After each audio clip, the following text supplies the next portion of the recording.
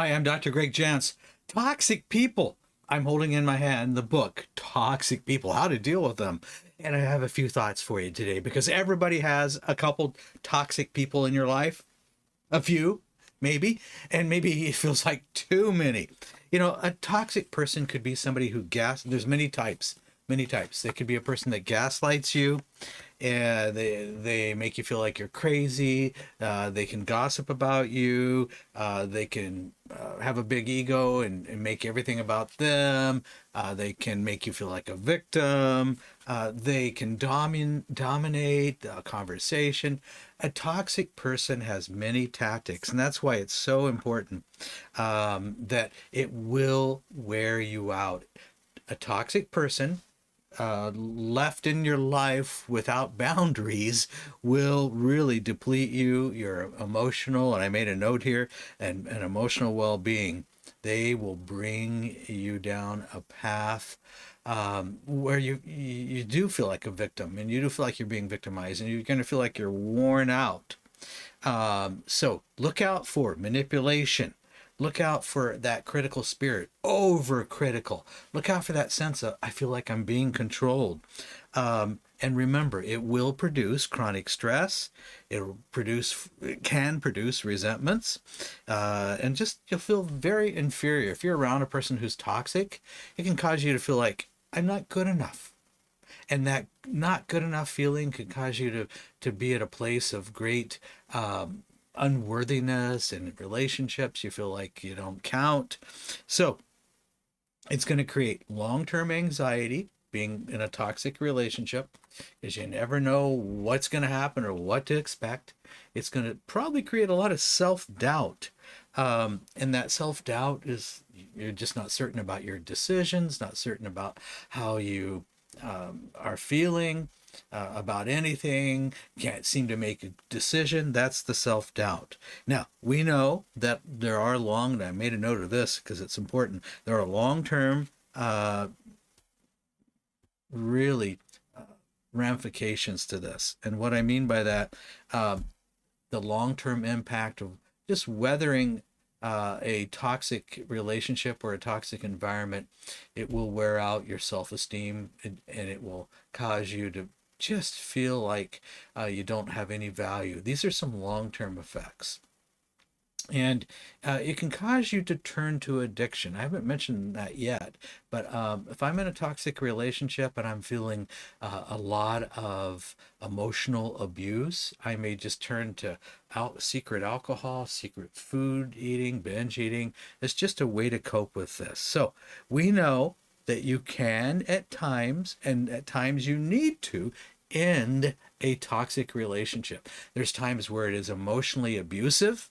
There's times where it is such that it is creating such poison in your life that the boundary that you have to create is a boundary that says, no more, I cannot be in relationship with you. Now, this is complicated, and if I'm married to a toxic person, I'm not saying you immediately run out and away and divorce that person. There's got to be an appropriate strategy to dealing with this, because some toxic people could be narcissistic personality. So we've got to look at, and we need good, wise, discerning guidance to really help us with this and help us understand that a relationship that is toxic and emotionally abusive, we have to have a good strategy, and the final strategy is ending that relationship. There's boundaries we can put in the workplace. We can make decisions not to be with this person alone. We can decide when not to keep engaging in conversation. So super important. Now, and this is some of the things we do go over in the book, because you need strategies. Now, we've got to also look at, what does this do to my physical health? And besides mental health, I believe that being in an abusive, emotionally abusive, toxic relationship does have an effect. I think it has an effect on our immune system. I think we're more prone to be sick. I think we're more prone to want to isolate. And we know it's not producing wellness is what we know. So we've got to have a strategic whole person plan. So how are you going to take care of yourself physically and the self-care? And that includes, how am I going to maintain my sleep? How am I going to maintain my other relationships that are in my life that are going to be healthy, that are going to tell me the truth and help me with this? Because I have to have some other healthy relationships, so I know what's healthy. I also need to look at even the spiritual side to this.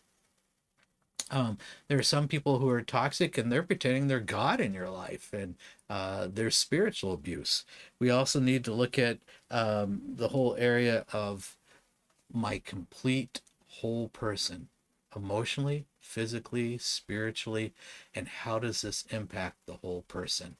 How does it impact me now? How will it impact me in the future? All right. So you need to know that there can be sibling relationships that are toxic. You could have a brother or a sister who manipulate you in order to gain parental approval. You can have a sibling that maybe there was even, it was toxic and it was destructive. Could have been sexual abuse. Comes Toxic relationships and toxic people come in many forms. It could be a lot of name calling. Could be a situation where you were always made to feel inferior from a sibling. So I want to mention this because growing up, it's not always necessarily from a parent or somebody outside the family. It could be a sibling. It could be a brother or a sister. So, all right, lots of good tests and surveys here at A Place of Hope that relate back to toxic people. It'll lead you to a place of burnout. Take our burnout survey as well, and depression and anxiety tests. Take those as well. But we do want you to get in and get the full information on this topic and the blog on toxic people and toxic relationships. There's just so much to say about this, and I can tell you that you can insulate yourself from much of the harm. And I do want to just say it is a huge challenge, and we're not designed to do this alone.